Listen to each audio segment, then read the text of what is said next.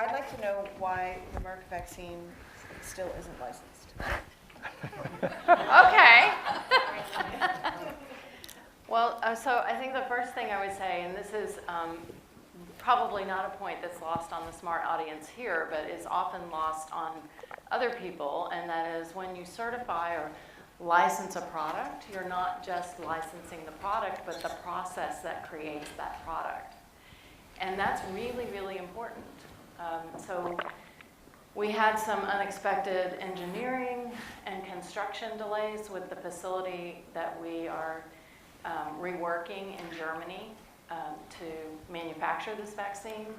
And we did do our due diligence, and you can either build capacity to manufacture or you can buy capacity to manufacture, but in the end we decided that the existing facility that we had in Germany was the right choice, but it needed a lot of work.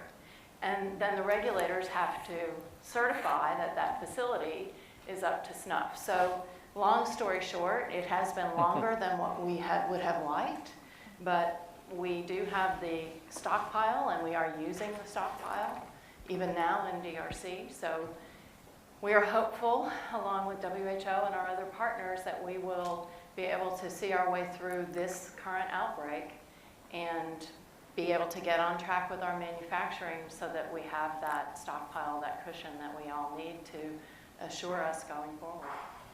You know, last year in November, I was talking to one of your colleagues at Merck and was told that Merck had a self-imposed deadline of filing by the end of 2017 and that you were going to miss it. And when I was speaking to her, she couldn't give me a commitment of when you were going to be able to file. She said that she felt good about 2018, but actually I think she said high level of confidence, but wouldn't commit to it. Will the dossier go in this year?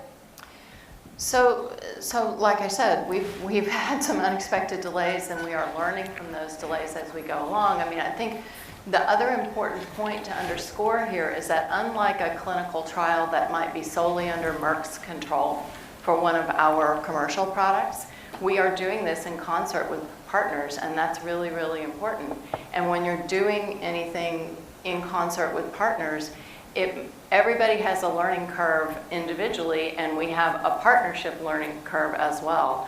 And cleaning the data and making sure those data are correct and consistent and ready for filing is not an inconsequential task. So I'll just point that out. Not to make excuses, we are hoping, fingers crossed, that all of those deadlines will be crossed, that the regulators will be satisfied with the manufacturing process and with the dossier, and that's likely to be 2019. Can you give me a Q number of 2019? No. I'm No. sorry? There's just too many unknowns and too many things that are unforeseen, and frankly, that could go wrong. Did you want to jump in? Could I just add a framework question here? I mean, or a comment. I think that I won't put Lydia on the spot, but you know, when one looks at the finances of Ebola vaccine, first of all, this is a single antigen vaccine. We obviously would hope to one day have a multivalent vaccine, since we surely will likely encounter additional Ebola strains in Marburg. Second of all, what we've done here is, fortunately, with a lot of upfront funding from governments, that it got us to where it's at, plus the fact that there's a token involved. But if we were to make this a long-term business proposition at the rate that we use Ebola vaccine under our current recommendations, there's no business model. I mean, it doesn't sustain itself going forward to get a return on investment. And I think this is one of the challenges that we're facing right now. And I would argue that when you ask the question of Merck, I think, fortunately, Merck has done what it's done, and the U.S. government, Canadian government, others have done what they've done to pull these forward. I think this is really an important point, and it's one that we often miss. Can I just moderator's add? privilege. I'm going Go ahead, Nancy. Just to get you out of this. You know, part of the thing about Ebola is it was a terrible outbreak, but what got the U.S. public's imagination and turned it into a firestorm was the threat of cases coming here, right? And it ignited a lot of energy and enthusiasm and maybe focus on some of these issues that's died down. Can you think about balancing that understanding, which does bring resources, which in the end it's resources and time and money that drive some of these things, versus the actual risk, which in some of these settings, the public perception of risk may not be fully true. And so can you think aloud about how you balance the need for it to be front and center in the public, otherwise they won't care about it. But we also, don't necessarily want people frantic all the time, worried about people with Ebola getting into the United States. Is that for anybody in particular, or is it for me? Well, I was talking to Mike because but I mean, I think from all of you, it's sort of a perspective from, pharma too. I mean, Merck partly got into this because of the goodness of its heart, but there is a, interest in the PR of coming up with a Ebola vaccine that's going to save it, which is good for the company. It may not be the interest of why you did it, but I just wonder how you all weigh those equations when you think about, development of Ebola vaccine. So can I just say that to that last point, and I'm really trying to be objective here. I know that we didn't get into it for the image boost, Yeah. and I have to say I don't think that we have really experienced that. Every situation you deal with, whether it's concern over HPV vaccine or what's the price of your drug or this or that, there's nobody saying, oh, isn't that the company that stepped up to do Ebola? What I do mean about it is, it's a positive thing for vaccines, for people to believe that, in fact, we know that you can control Ebola with great infection control, but in fact, a vaccine is a step up, and so it may not be directly Merck, but it is good for vaccines, for the Ebola vaccine to be seen. Yeah, although what I keep saying to people is vaccines don't save lives, vaccination does. We can have the best vaccine in the world, and if we don't have the systems to deliver it, then it won't matter. John, I think you wanted to say something? I think Mike probably wants to. No, well, I just wanted to comment because I think, Nancy, you raise a very important point, but let me take you to the future, not the past. First of all, sitting here, I have to just say this because I've never had a chance to say this in my career. I'm sitting in front of Mike Ryan, who I believe is the Indiana Jones of public health.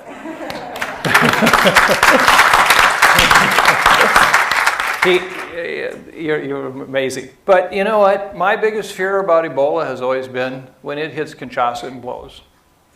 And Ebola of the 21st century is very different than Ebola of the past 50 years. We have the urbanization of Africa.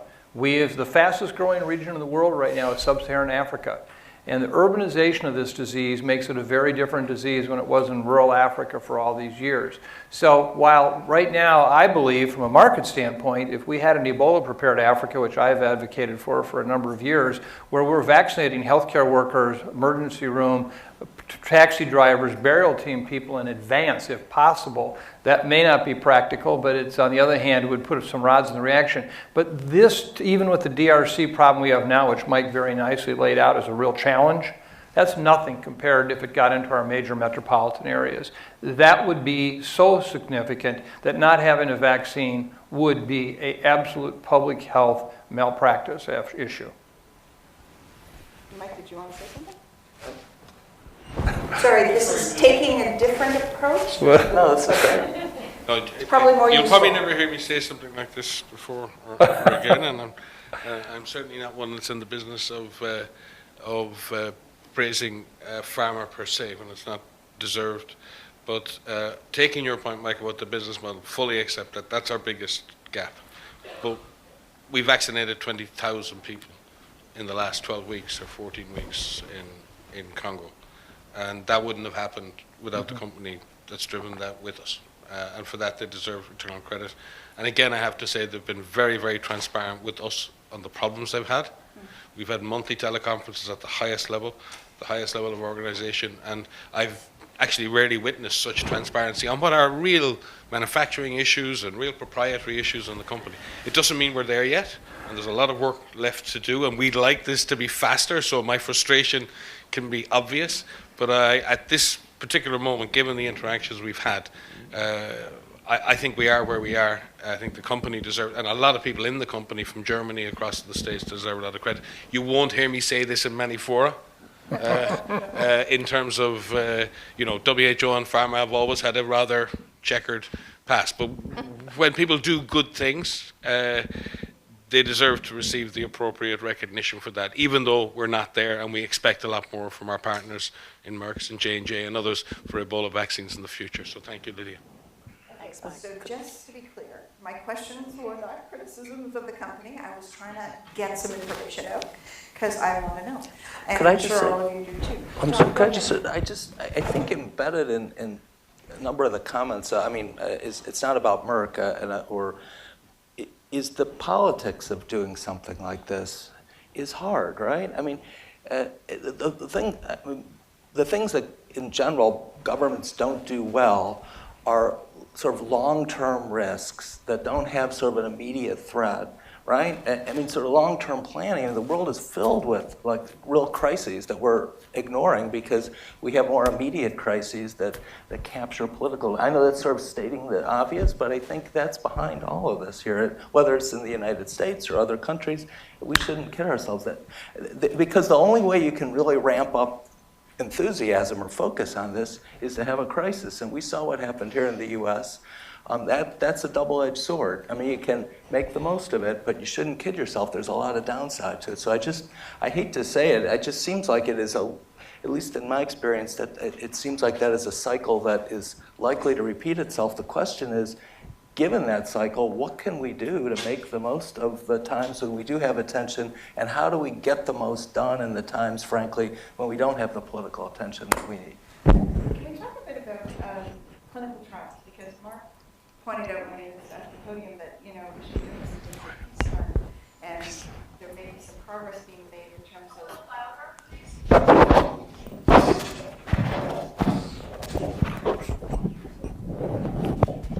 Sorry about that. Marc was saying before that we should be doing work in peacetime, and yet it seems like during peacetime, all the people who have to do this work when there's an outbreak go back to doing their full-time jobs, which actually preoccupy them all the time. We know there's going to be another outbreak, and yet there doesn't seem to be sort of that framework that every time there is an outbreak, we say, oh, we needed to have plans for clinical trials. I mean, I think right now people are arguing about the therapeutic clinical trials and how they should be run, if they can be run in DRC.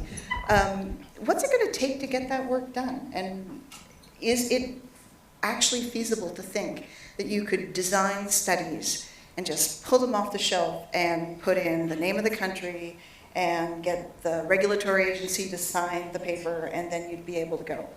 Do you have that, Mike? Marc? I'll start. I don't think it's feasible to do that in the most simple way that you sort of caricatured in your last question, but I think there's a long way between what we're doing and that. So I think that academics are supposed to not think about just the thing that's happened yesterday, although it's very hard given how many things seem to be happening every day these days. But we're supposed to be spending time thinking about contributing to the long term, and setting up the plans for clinical trials to be more effective, debating the ethics of them is a very, very cheap activity compared to, say, making any one vaccine. But it has to be done. And I think some of the things I mentioned in my brief comments were some of the things that I think are relatively low-hanging fruit. Figure out how to do correlates of protection better. It's not easy, but it's something a lot of bright people could think about. Figure out how to, get some more consensus on the ethics of randomized trials. This is not something we should be debating at the last minute without a really deep base to draw on. So I think there's a lot we can do, but the time to find out if it worked is not going to be in a simultaneous war and epidemic, and the way it just needs to keep going. And I think therapeutics are much harder, but there's a lot that we can still do. I'm cognizant of the time, so I'm going to jump around a little bit. John, I wanted to ask you about issues of liability. You were talking about, in your very interesting presentation, about how complex all the legal aspects of this are. I think, and correct me if I'm wrong, the vaccine is currently being used, and WHO has got an insurance policy too. So WHO is insuring in case of liability. But at some point in time, somebody's going to have to figure out who is liable should anything go wrong with this vaccine. I don't understand when we're talking about there's no business model, how can one ask a company that has stepped up and is not going to make any money off of this vaccine to be liable? But is that what would happen? I mean, will Merck have to assume liability at a point?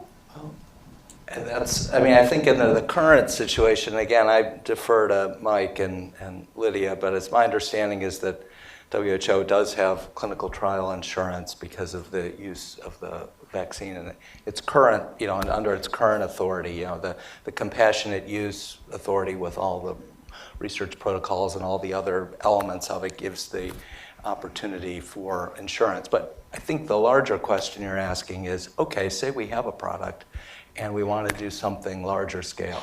And what do you do about adverse events? I think if you're going to stick with a business model, and Mike may see it differently, but if you stick with a business model where we're going to rely on private companies to take substantial risk, you're going to have to de-risk that event if you're going to expect them to put out products that are not going to have a market ultimately. So now, how do you do that? Does that mean that you leave the people who are harmed without any recourse? I don't think that's required at all. You can have compensation schemes, but that costs money.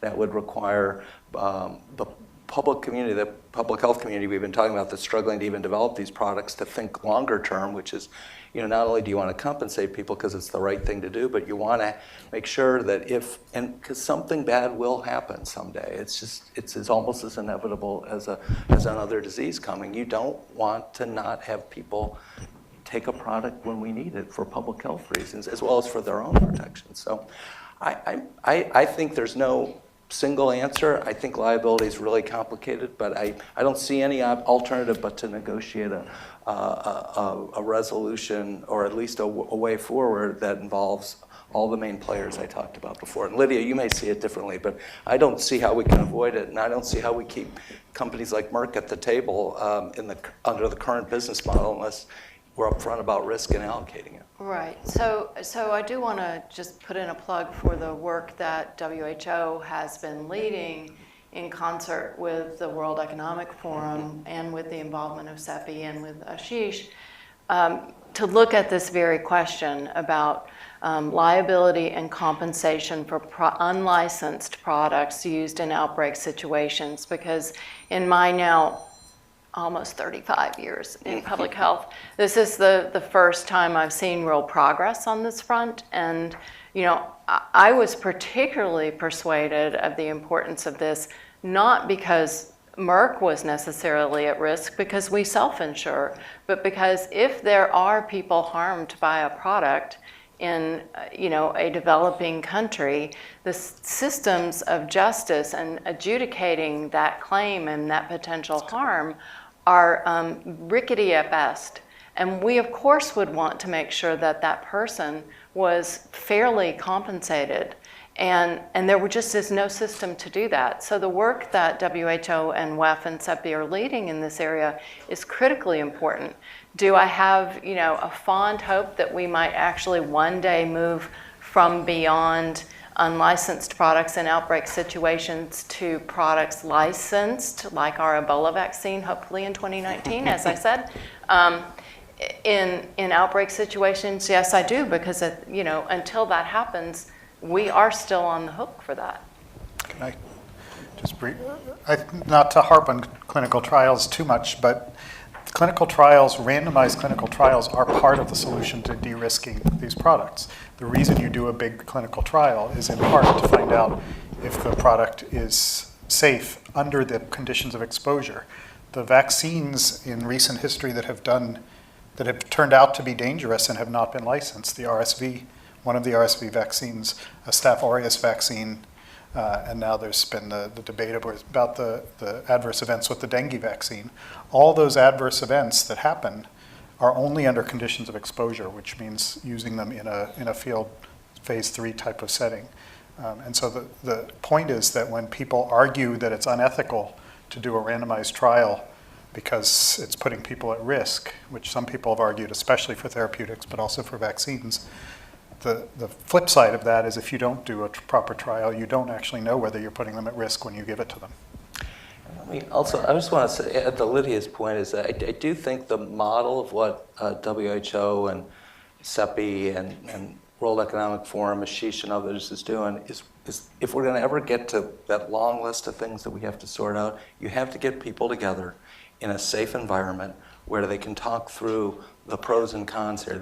Unless you want to do it in the midst of a crisis, the only way to do it is through that process. I don't want to get into all the details of it, but I really feel like that's the only way in which you're going to have a meaningful, you have a chance to have a set of policies ready in advance as opposed to done on the fly. Okay, I'm going to ask a couple more questions and then I'm going to throw it over the floor. Mike was talking about surge and, you can do all, actually both of us were talking about the fact that you can do all the work you want with CEPI and come up with great ideas, but if you don't have the capacity to actually make the product, you're really not going to be very far along. And that's something that I've been wondering about for a very long time because, this vaccine is a perfect example of you can have something that looks good, more or less ready to go, and it still takes, I've been writing about this vaccine for 13 years now. And, it's going to be a while yet. Mike, what's the answer? Is there an answer? Actually, there is. It's called missiles. How do we secure, purchase, and use missiles in the world? The vast majority of them are bought by governments from private sector companies under very strict requirements. Liability is worked out well in advance. Now, occasionally they get in the hands of bad people, which is terribly unfortunate. Bottom line is we have to redefine how we're going to look at epidemic vaccines. They are a common good. They should be under the purview of government programs like defense contractors are, where from a worldwide perspective, we guarantee a purchase of so much vaccine down the road. We cover the cost of the good manufacturing practice certified facility, where hopefully we can use it for other things with a similar platform. But until we come to that point, we're going to struggle in the business model. I don't see any other way around it. And I think that's going to be the sea change. Now, again, that's not childhood immunizations, that's not adult immunizations, that's not for travel. There's a money market there that will allow for those to continue just as they are. But for epidemic disease ones, they will not. And I think that until we get to that point of understanding we need to change that entire business model approach, we're going to struggle. And I'll tell you right now, CIPI, I'm making a prediction. As some of you in the room know, I was very involved with the very first meetings of CIPI, very strong supporter, have been there all along. I feel the same way about CARB-X. I predict that in 5 years, CIPI or CARB-X both will probably give us nothing. Nothing. Because they're going to pump out a lot of very good 2A products, maybe a little further along, but there's no business model down the road. And that's what we have to work on next. We fixed that first part of the rope. Now we got to figure out how to tie 2 ropes together to get it 25 feet out. And until we do that, we're going to have the same meetings, the same discussions, the same outcome, and we're all going to sit there and Helen's going to say, it's now been 13 years since I've been writing about this. 18 years, okay. So I think it's the business model, and there's fortunately discussions going on today about this very issue. Okay, my last question, and then I'm going to throw it open to you folks. Lydia, if Marc knew in the fall of 2014 what it knows now, do you think you guys would have stepped up? Yes, no doubt. As I said, we saw it as our moral responsibility. Now, I do want to underscore a point I alluded to earlier. This is not without trade-offs, and I think that's another important point for everybody in this room to consider. Manufacturing companies like mine typically run on a fairly lean model, and there isn't a lot of bench for the scientists or for the processes, et cetera. And what that means is we had to pull scientists working on other issues of public health importance in order to work on this issue. And for some of those products, potential products, we'll never get that time back. There are very, very real indirect costs, and the trade-off of a production of an Ebola vaccine for a measles vaccine may not be a really good trade-off, right? And I'm not trying to scaremonger or poor mouth, but there are very, very real trade-offs that have to be considered. And my company, thankfully, was able to do this, but our CEO has been really clear that if someone came to us again, to Mike's point that he just made, we'd have to think really long and hard about that. I mean, this was a tremendous direct and indirect cost to the company. All right, great. Can I add one? Sure. Let me throw another monkey wrench into this issue. I had predicted this was going to happen a year ago, and I think people thought I was a wingnut. Well, they still do. But. And Mike, you may want to comment. Well, look at my mother's Ryan, by the way. Okay, so you sense some camaraderie here. I worried desperately at the roadmap meetings that the Chinese were going to come forward with their licensed vaccine, which we had no clue what the hell it meant. It was not part of a WHO review. And today we're watching the politics of the world change dramatically, where we as a country are pulling out with global health security support, and the Chinese are coming in right behind us. And I raised the issue at the time, said we got to get the Chinese at the table here. We've got to have them part of this, because what if they should come in and supplant the entire Western world's efforts on Ebola vaccine by suddenly the DRC deciding we're going to go with the Chinese licensed product. Stay out the rest of it, which WHO has no authority to change that. If the country decides, it's their choice. And I think I'm predicting with these epidemic vaccines over the next 2 years, you're going to see the Chinese come in on more and more of these. And it's not just on a humanitarian basis. It really is an economic, political basis, because they're coming in with support in a way that we as a country did, and we're not doing right now. And this is going to be part of it. So I just mark my word, we could have a very different panel up here next year if we had this same meeting, which probably 2 of the seats should be occupied by Chinese leaders as opposed to us. All right. Surely there are people. Richard?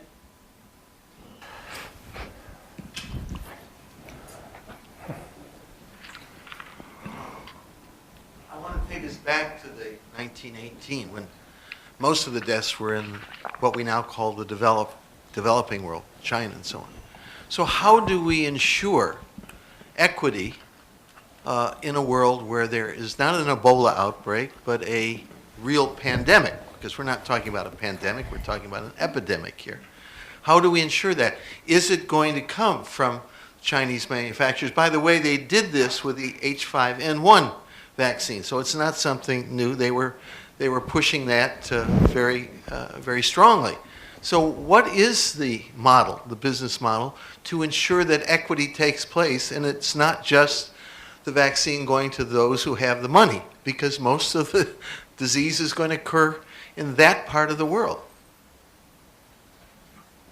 I think that's saying to me. Well, in my Walt Disney World scenario, we will have a game-changing flu vaccine one day that, if given, will protect against H1, H2, H3, H5, H7, and H9, which are likely to be the next pandemic candidates. And it will be one that we'll have already pre-deployed for seasonal flu, which will have at least 10 to 20 years of protection. If we had that, we would fundamentally change the epidemiology of pandemic influenza as much as we eradicated smallpox from the world. And I do not believe that that is an unrealistic dream.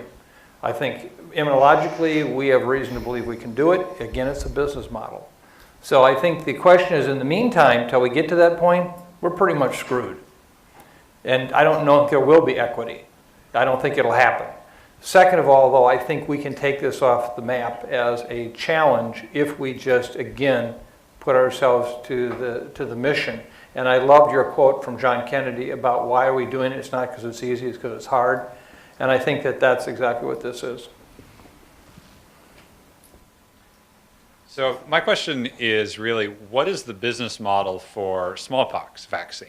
if I'm not mistaken, governments, including the United States government, possess It's large. a missile. What is it? It's a missile. Yeah, right. I mean, Right. is that pretty much the answer, that we need to think about a long list of diseases the way we think about smallpox, which is to say, to buy and most likely never use, but just keep repurchasing it whenever it expires, massive amounts of vaccine for many diseases? I mean, is that's sort of the simplest answer. It's also probably the most expensive answer, but I mean, is that it? Well, I would say, first of all, none of the diseases we've mentioned actually fit in the smallpox category, with the exception of should smallpox return, which I think there surely is a possibility today, because we can make smallpox virus de novo today. We don't need to have the old virus.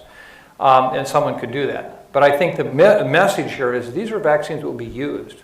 Lassa takes its toll every year. Nipah is one that is very real and is going to continue to be a growing challenge. So all the diseases we've talked about here, what we have to have is the pipeline so that the vaccine being used is replaced by vaccine coming in and potentially even expanding it. So that's more active than just a stockpile of an advanced smallpox vaccine. And, no, go ahead. Go ahead, John. This is partly only a little facetious. I think the way to think about it may not be in terms of biology, but think in terms of the political economy of the Defense Department. Or think of where governments invest over the long term in something that they may not need to use right away, but you've built public support. You have a set of players that consistently come to the table every year because it matters. I mean, there are other examples, but that's one. So I would actually like to suggest that Dr. Messenger may have something to add here that's worth hearing, but just simply observe that the public purse is not unlimited. And even though DOD has a budget and BARDA has a budget and CDC has a budget, they all probably would argue they don't have all the budget they need. So if we want to have missiles for all these diseases, the money's going to have to come from somewhere. And it should Anything you want to add? It should be a global budget. Let me make this clear. We're not talking about taking, out of the current budgets. We're talking about this is a new strategic investment that has to say, for some of you who are old enough in the room, you remember the old oil frame commercial, you can pay me now or you'll pay me later. And I think that this is on any cost-benefit analysis is going to be cost beneficial to actually take care of these epidemic diseases. And it should be shared by the world. This should not be a United States-based effort. I mean, we surely are a leader, but it has to be, and I think to the extent that governments around the world get involved with defense spending, they need to be involved with this spending. So just to get you out of Walt Disney World, many things are cost beneficial that the government, or our government and other governments don't fund. We just have to be realistic. These are political, public decisions. But I think smallpox and flu are maybe different from all these other ones that we're talking about, in the sense that we really, ideally, if any country needs a stockpile of those two, then probably all countries need a stockpile of those two. But for diseases that are less transmissible, for Ebola, for example, we don't need a shot for every human being in the world, or even anything close to that. What we need is every human being in the world to contribute some tax dollars to provide enough to stop the next outbreak, next few outbreaks. Amen. I would like to thank you folks very much. I'm sorry to have to cut it off now, but I think we've run out of time. Thank you very much. Thank you.